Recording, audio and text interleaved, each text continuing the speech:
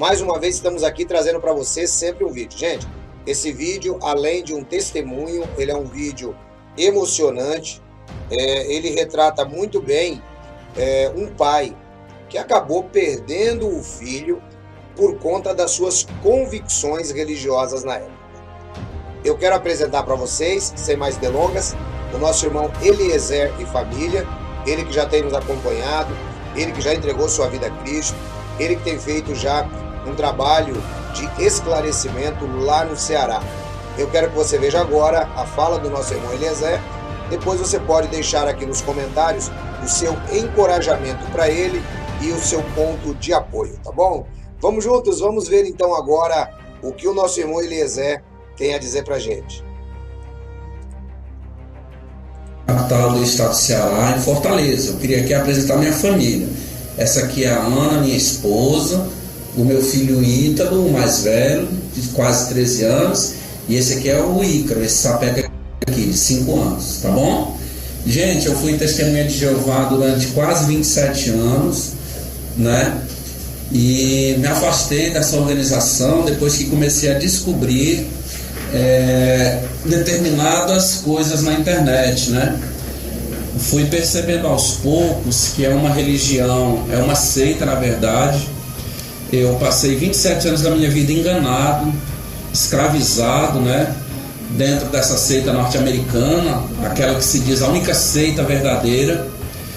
E eu resolvi gravar um vídeo porque percebi e entendi que existem pessoas dissidentes, como hoje eu sou um dissidente, e encontrei, parabenizo, né, essas pessoas que eu encontrei na internet, como o Edson Reis, como o Osmanito Torres, como o Fernando Gale, o Paulo Sávio, o Davi Mendonça, aquele outro rapaz lá de São Luís do Maranhão, né, o Luiz Alberto, dentre outros que eu não estou aqui me lembrando agora. São pessoas que eram testemunhas de Jeová, ocuparam cargos na estrutura interna da organização das Testemunhas de Jeová e que saíram e que hoje fazem um trabalho de conscientização, de alerta por meio das mídias sociais, por meio de redes sociais, né?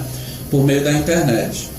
E eu me tornei testemunha de Jeová no período em que morava lá em Belém do Pará. Eu na época tinha 21 para 22 anos de idade, bateram na minha porta, e eu nunca tinha me associado a nenhuma denominação religiosa.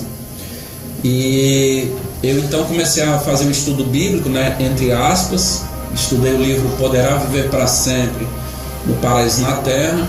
E após mais ou menos ali um ano e um mês mais ou menos de estudo, eu me batizei, né? Menos disso, acho que 6, 7 meses eu me tornei publicador no batizado. E aí então eu passei esse período, né, de mais ou menos 27 anos associado, ligado a essa seita. Eu hoje tenho 50 para 51 anos de idade. Eu tive um casamento desfeito lá em Belém do Pará, eu até quero falar sobre isso daqui a pouco.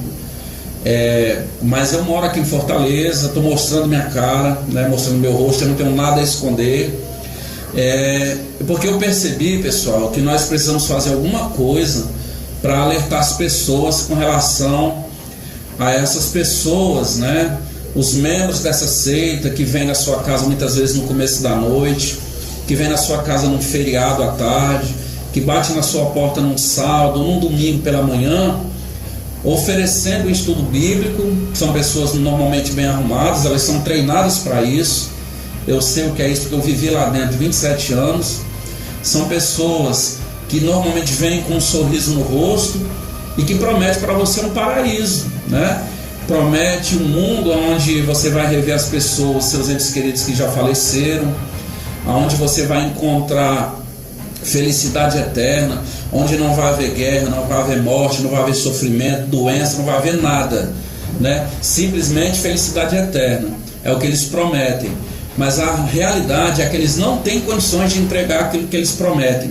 E muitas vezes, pelo fato da pessoa estar passando por um sofrimento, pelo fato da pessoa estar passando por um momento difícil na vida, muitas vezes a pessoa até perdeu um ente querido na morte, as pessoas acabam se tornando vítimas ou presa fácil dessa seita norte-americana chamada Torre de Vigia, né? A Torre de Vigia é a entidade que controla as atividades das Testemunhas de Jeová no mundo inteiro, né? E eu então, quando me batizei, em pouco tempo eu fiz progresso, eu me tornei lá dentro da estrutura pioneiro regular, passei 4 anos como pioneiro regular. Pioneiro regular é uma espécie de pregador, né? O pioneiro regular, ele assume um compromisso, vamos dizer assim, de fazer uma determinada quantidade de horas durante o mês. Esse tempo ele é gasto no serviço de pregação, de porta em porta. E eu fui pioneiro regular durante 4 anos, eu fui servo ministerial. Eu, na época, né, tinha um grupo de estudo na minha residência, lá em Belém do Pará, e eu tive alguns problemas, né? Meu primeiro casamento ele foi desfeito, e eu então acabei sendo desassociado, mas voltei depois, né? E nesse período que eu fui desassociado, sempre aquele peso na consciência, porque estava desagradando a Jeová, né? Eu não ia sobreviver ao Armagedon, o que ia ser dos meus filhos, né? Eu tinha isso comigo, porque é isso que é implantado na mente de uma pessoa que se torna testemunha de Jeová. E o que acontece? Eu então voltei e comecei a dar os passos necessários, vamos dizer assim, né, para retornar para a organização da Testemunha de Jeová. E eu então fui readmitido no ano de 2012. E recentemente eu comecei a me deparar, porque assim, antes de eu falar sobre isso, eu quero dizer o seguinte: sempre houve alguns ensinamentos, né, ou sempre houveram alguns ensinamentos que eu não aceitava, né, aquilo para mim não fazia sentido, né? Não é que eu não aceitasse, vou corrigir, eu não concordava, mas ficava na minha, porque é colocado na mente das Testemunhas de Jeová, pela sua liderança, através das suas publicações, dos seus livros, que tudo que você faz que vai de encontro àquilo que é determinado pela liderança, então você está de encontro ao próprio Deus Jeová, então você está se rebelando contra Jeová. É implantado isso na mente das pessoas. Então tinha algumas doutrinas, alguns dogmas que eu não aceitava, eu não concordava, melhor dizendo, mas aceitava por uma questão de obediência, de fidelidade. Mas quando foi agora recentemente, né, eu comecei a encontrar na internet, que é outra coisa que eles proíbem, né, a pesquisa fora do site oficial das Testemunhas de Jeová, que é o jw.org. Segundo eles, é o único site que na internet que contém a verdade, o resto é apostasia, não presta. Isso na visão deles. Os membros, inclusive, são orientados também a não fazer pesquisa na internet. Mas eu, devido a uma indagação de um colega de trabalho, né, falando sobre os casos de pedofilia, eu então comecei a pesquisar algumas coisas na internet. E eu então me deparei com o depoimento daquele membro do corpo governante, né, chamado Geoffrey Jackson, lá na Real Corte Australiana, um depoimento de mais de 3 horas, e eu assisti aquilo ali tudinho. E chega um determinado momento em que ele vai defender a questão das 2 testemunhas, e ele não consegue. O promotor australiano, inclusive, mostra para ele, relata no próprio livro de Deuteronômio, onde existe situação que não tem como haver 2 testemunhas, né? E num outro momento, numa outra situação, o promotor pergunta para ele se as Testemunhas de Jeová, elas se consideram a única religião verdadeira. E ele disse que não, que aquilo ali seria muita pretensão ou presunção da parte dele dizer que as Testemunhas de Jeová elas são a única religião verdadeira. E eu então, eu quando vi esse depoimento, aquilo para mim foi um choque, porque até então, né, quem está lá dentro tem aqueles homens como homens santos, né? Aqueles homens que quando chegam num congresso em determinado país, num congresso internacional, as pessoas só faltam ali, as Testemunhas de Jeová, se ajoelhar aos pés daqueles homens.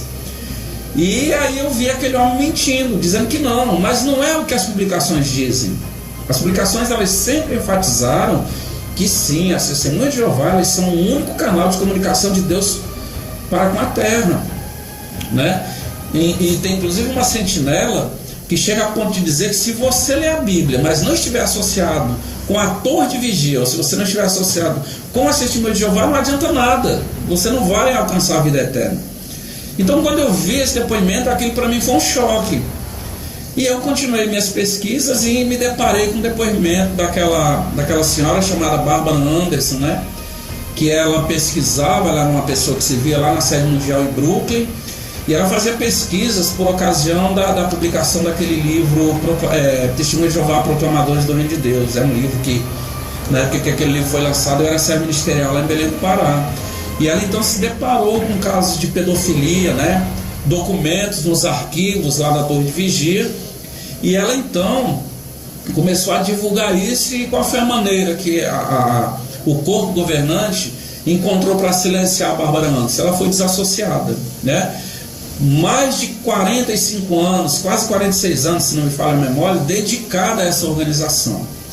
E isso também aconteceu comigo, porque eu passei noites em Salão do Reino, pintando, trabalhando em Salão do Reino.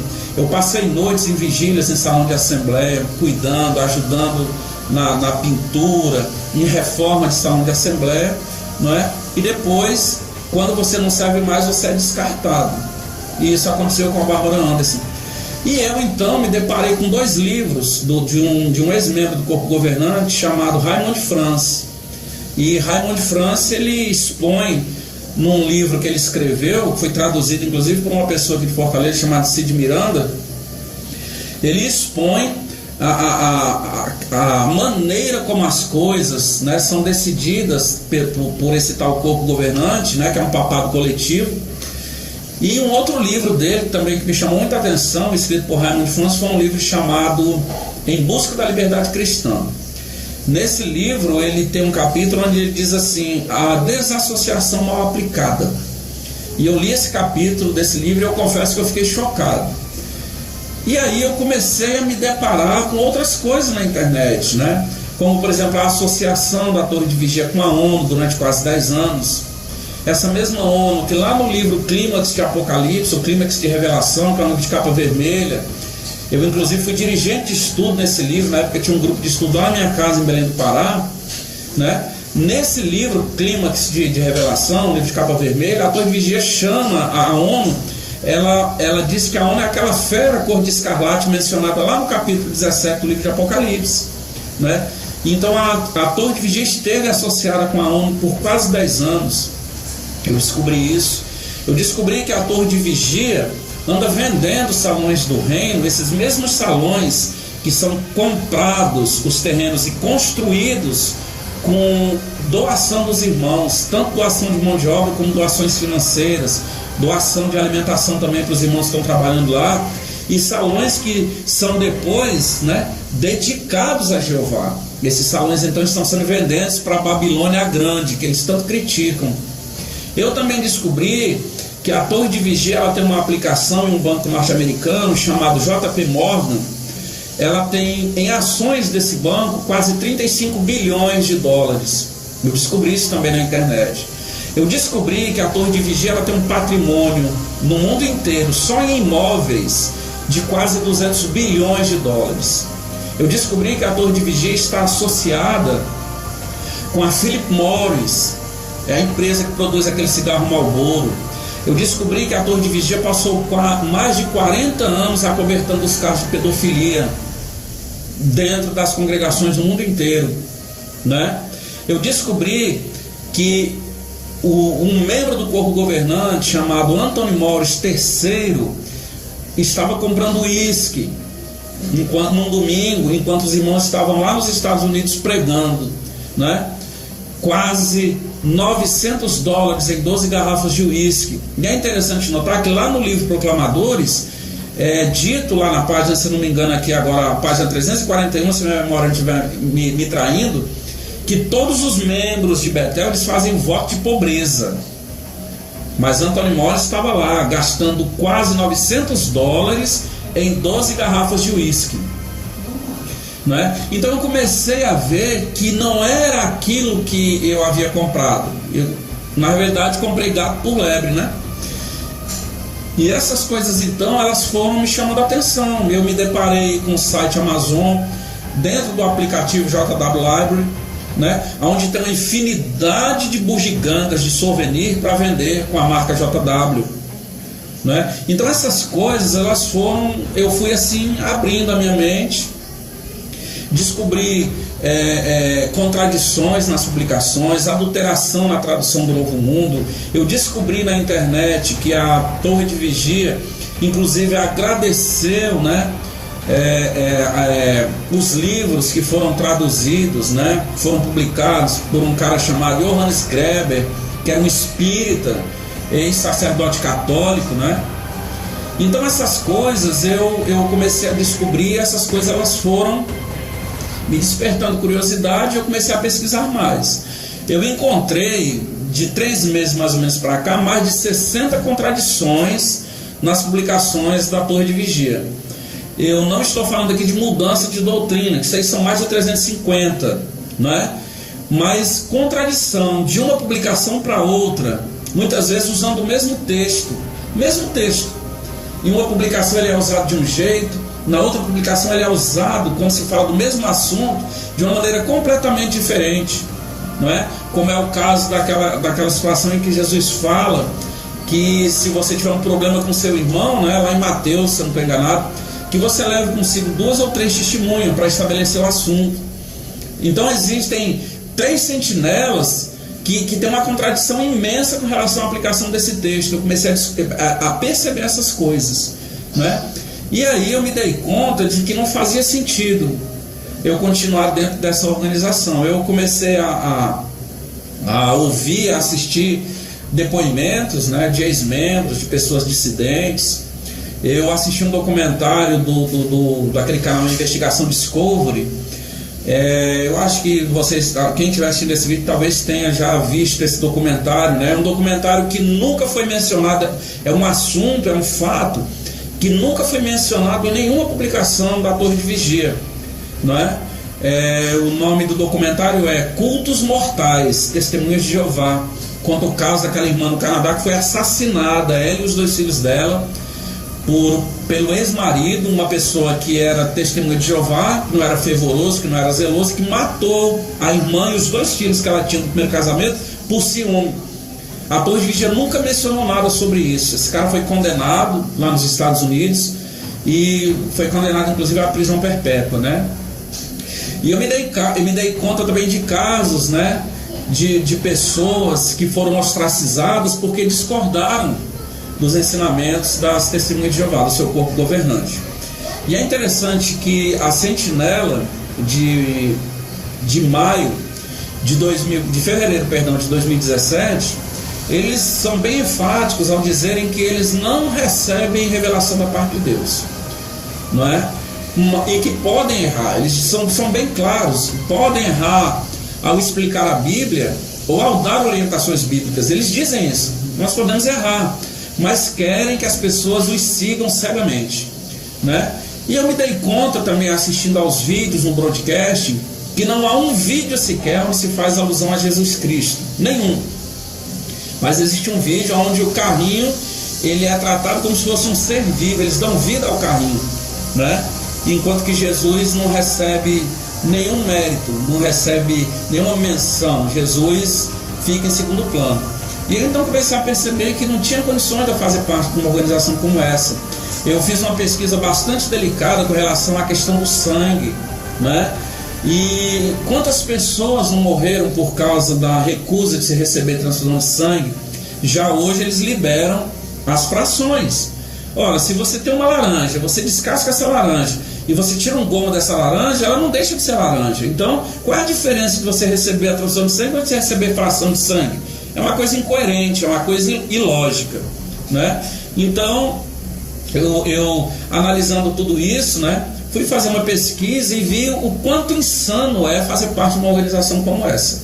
É uma coisa insana. Eles chegaram ao ponto de publicar na Despertar de 22 de maio de 1994, né, a foto de mais de 20 crianças ali, que segundo eles foram crianças que morreram fiéis a Jeová, né? Então será que essas crianças, elas morreram fiéis a Jeová ou isso foi imposta a elas? Então é uma coisa que beira assim a sandice, né? E eu terminei agora há pouco, né, de assistir um filme britânico legendado, ele não tem ainda tradução em português.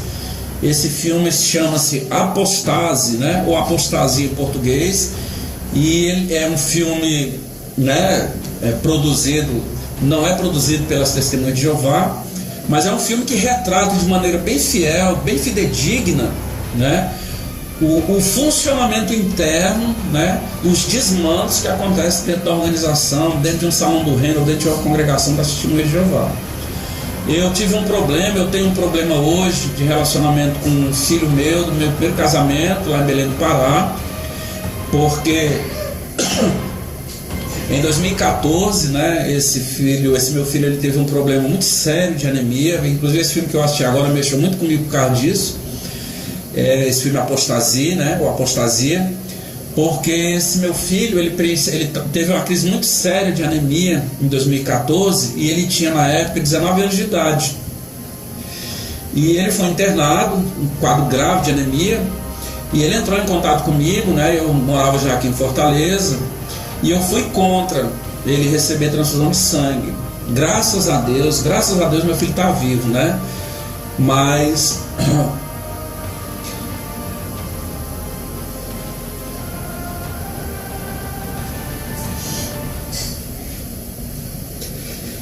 eu tenho um problema hoje de relacionamento com meu filho por causa disso. Ele ficou magoado, né? Ele foi internado com um quadro grave de anemia. E ele me ligou pedindo apoio, né? Eu, pai, e eu fui contra, porque achava que estava fazendo certo. E graças a Deus que a mãe dele, ela foi de encontro a mim, autorizou, mesmo ele sendo de maior, né? Ela autorizou a transfusão de sangue, foi feita no meu filho. E ele hoje está bem, graças a Deus, leva uma vida normal, né? Faz faculdade. Mas ele é magoado comigo, ele não quer muito contato comigo, não. A verdade é essa. E eu fiz isso porque achava que estava fazendo certo.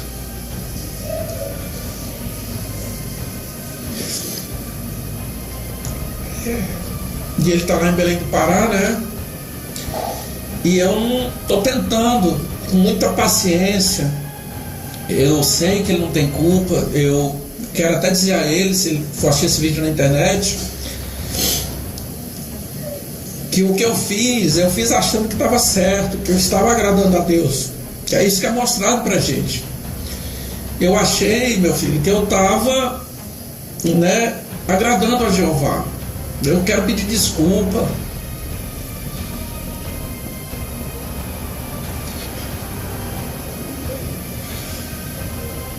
Sabe? Quero dizer que eu abri meu olho. E quero dizer a quem estiver assistindo esse vídeo, se porventura alguém for assistir, que pense bem antes de receber essas pessoas na sua porta. São pessoas que muitas vezes não têm culpa, porque elas passam por um processo de lavagem cerebral muito forte, muito pesada. É um processo de lavagem ininterrupta. A pessoa fica condicionada. Eu sei o que é isso, que eu passei por isso, quase 27 anos da minha vida. Então, se você está estudando a Bíblia, estudando entre aspas, né, com as Testemunhas de Jeová, reflita bem, né? Pense na sua família, analise os evangelhos e veja quais foram os ensinamentos que Jesus Cristo deixou, sabe?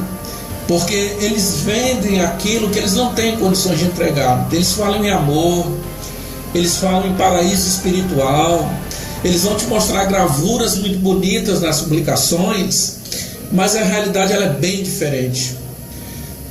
Se um dia você se tornar testemunha de Jeová e resolver sair, você vai perder todos os seus amigos.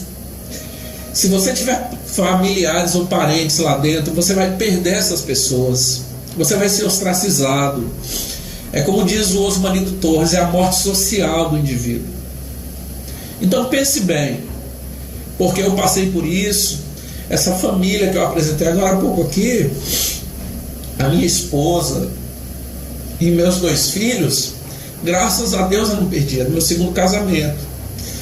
Mas eu tenho um problema, estou tentando com muita calma, muita oração a Jesus Cristo, para que eu consiga me reaproximar do meu filho, sabe, lá em Belém do Pará. Ele inclusive se tornou ateu por causa disso, ele não acredita em Deus.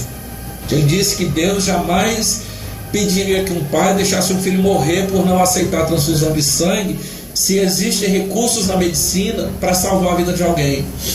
E ele não acredita mais em Deus por causa disso. Eu passei por isso. Então fica aqui o meu alerta. É certo que todos nós temos livre-arbítrio para tomar as nossas escolhas, tomar as nossas decisões, mas reflita se você tem contato com o Testemunho de Jeová, se você recebe frequentemente visita de Testemunhas de Jeová na sua casa, se porventura você está fazendo um estudo com as Testemunhas de Jeová, reflita, indague das Testemunhas de Jeová essas coisas que eu mencionei aqui e veja se vale a pena. Muito obrigado e boa noite. Então, esse é o vídeo onde o nosso irmão Eliezer, ele até se emociona, né, quando fala do filho dele, né? Porque afinal de contas o filho dele quase morreu. O Eliezer, fique em paz, vamos orar. Eu creio que esse vídeo vai chegar até o seu filho, mas eu também quero sugerir, né?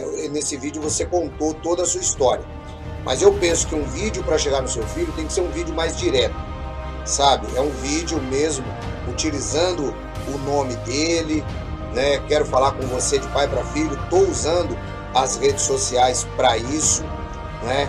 De repente um filmezinho gravado aí no seu celular mesmo, eu acho que seria um bom começo. E aí depois indicar esse vídeo, que já estará disponível no nosso canal, para que ele possa fazer o quadro total, tá bom? É lamentável, mas tudo que o irmão disse é verdade.